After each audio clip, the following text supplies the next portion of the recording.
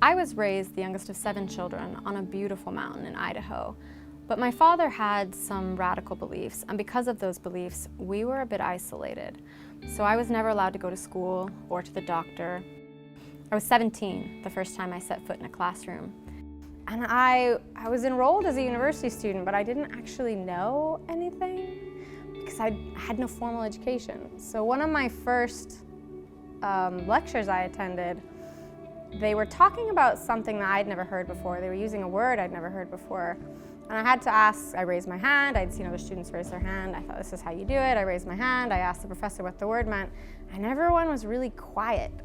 And I knew I'd said something wrong, but I didn't know what I'd said.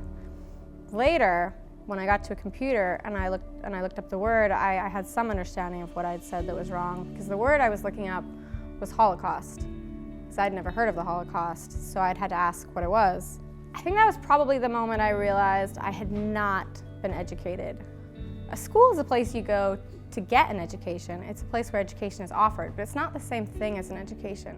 And in my experience, I've thought what an education is the individual's pursuit of knowledge and the change that takes place in a person because of that journey that they undertake.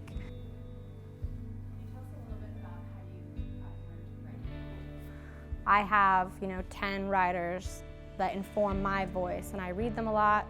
And for me, it's a little bit like cooking. If I read too much of one of them, I start to sound too much like that, and I have to stop, I have to put them away.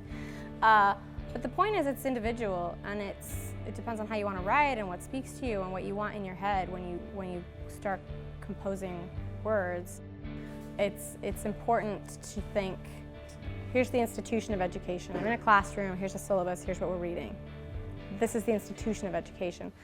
The education is what you learn, and if you actively think about how you want to write and who you want to read, you're going to learn so much more than if you just passively accept a curriculum that someone else has put in place.